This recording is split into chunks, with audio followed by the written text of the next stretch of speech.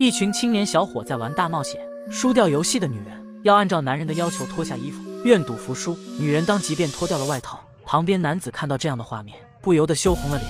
毕竟这是海边的沙滩上，其他在此 barbecue 的人也会看得清清楚楚，怕女人被吃残冻。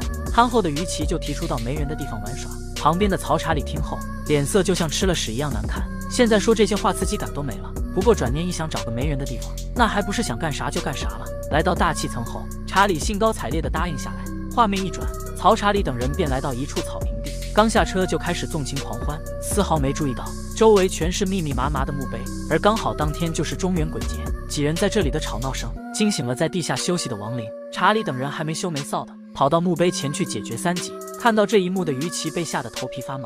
如果这世上没鬼还好说，要真有，但是这种不尊重逝者的方式就让于琦感到恶心。于是于琦便头也不回地离开此处。5个人走了一个，现在刚好剩下2男2女。查理瞄了其中一名女子后，就带着对方去到车里。就在查理等人探讨怎样大棚培育黄瓜时，那个被一泡尿滋醒的女鬼悄无声息地从墓里爬了出来。次日于琦起了个大早，特地叠起金元宝，想为昨晚在墓地旁跳舞的行为赔罪，却不料刚准备出发，从小一起长大的冬梅就找了过来。她央求于琦去逛街，本来于琦是拒绝的，可无奈父母将冬梅看作未来儿媳，一番折腾下来，等她去烧纸时，已经是午夜时分。做完这一切后，于琦打算穿鞋回家，突然身后出现2个女人，开口就对于琦说谢谢。于琦这个二逼也不觉得奇怪，离开的时候还兴高采烈地说再见。见此情况，2女相视而笑，决定将播种机的任务交由于琦。一头卷发的女人叫翠晴，脖子缠绕围巾的是她母亲淑芬。2人之所以出现在这，说到底还要归功于查理前天的一泡尿，直接滋人家一脸。现在看到于琦人品不错，那么剩下的2人就要遭到惩罚了。女鬼出现在男人房间里，打算扒光他的衣服吸干他的可让女鬼没料到的是，眼前的男人不是2班人，而是号称湾仔枪神的曹查理。不能说是枪枪命中，但可以打得老妹跪下唱征服。就这样大坝的水都快要被抽干，曹查理还是一点事都没有。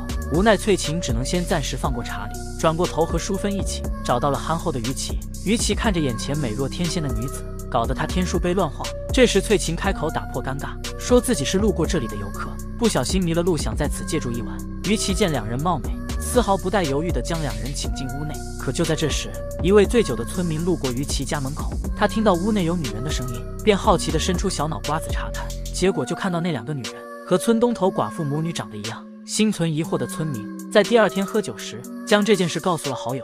结果几人听到后来的兴趣，非要村民把那对母女的样貌说出来。结果他刚描述一半，酒保就听出这是几年前凉凉的母女。听到酒保这么说，村民瞬间被吓得坐立难安，想起时间马上就要凌晨，他便急匆匆地往家赶。就在这时，村民身后突然出现2盏悬空灯笼，发现淑芬正直勾勾地看着他。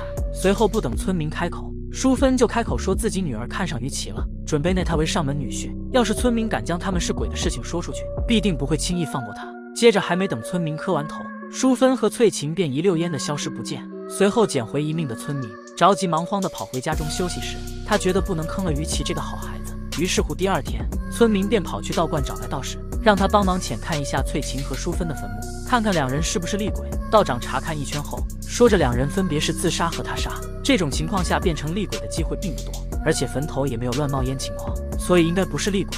村民听后就将心放到了肚子里，但在他的再三思考下，还是来到了于琦家中，决定将翠晴和淑芬是阿飘的情况告诉于琦。听到这话，于琦本来是不行相信的，但在看到坟墓的那一刻，于琦的爱情梦彻底粉碎了。到了晚上，翠晴和淑芬来到于琦家门口，这次的敲门声，于琦并没有一丝欣喜，反而生出了无数恐惧感。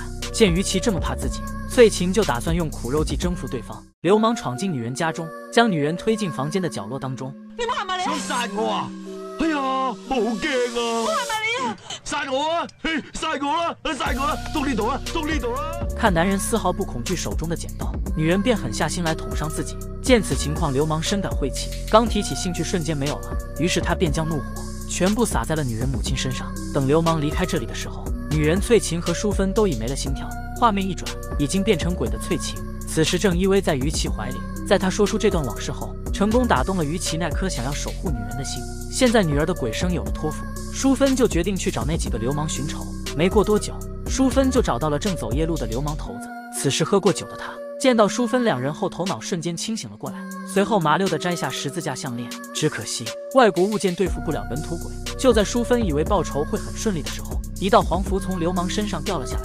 流氓见此拿起符纸，直接将淑芬击飞出去。流氓看到这一幕，便拿着黄符朝两人走去，不料脚下一滑，将黄符毁得一干二净。淑芬见流氓没了法器护身，就直接用法力将他给分尸了。没过多久，流氓惨死的事情传遍了整个小镇。村民得知后，便急忙找到于琦，劝告他和鬼谈恋爱没什么好结果的，人鬼殊途。虽然翠琴和淑芬是报仇，可难保那天突然凶性大发就完犊子了。但于琦已经彻底爱上了翠琴，村民好说歹说他就是听不进去，无奈只能转身离开，自作主张的找道士求得黄符，将于琦家里里外外贴了个遍。时间来到晚上，道士开坛做法，准备远程操控黄符消灭翠琴两鬼。可翠琴毕竟是女主角，那能这么轻易被消灭？只是被黄符击退半米，还让翠琴算出了前因后果，都是那个村民没能遵守承诺，将两人是鬼的消息告诉于琦。于是翠琴便来到他家，求他放过自己和淑芬，他们根本没有害人之心，为何要死揪着他们不放呢？村民见翠琴现身于此，吓得和土拨鼠一样，瞬间答应了将于琦家黄符撕掉。就这样，翠琴得以进入于琦家中，而于琦也甘愿放弃肉身，与翠琴手牵手进入鬼界。到此电影也就结束了。不得不说，结尾也太草率了。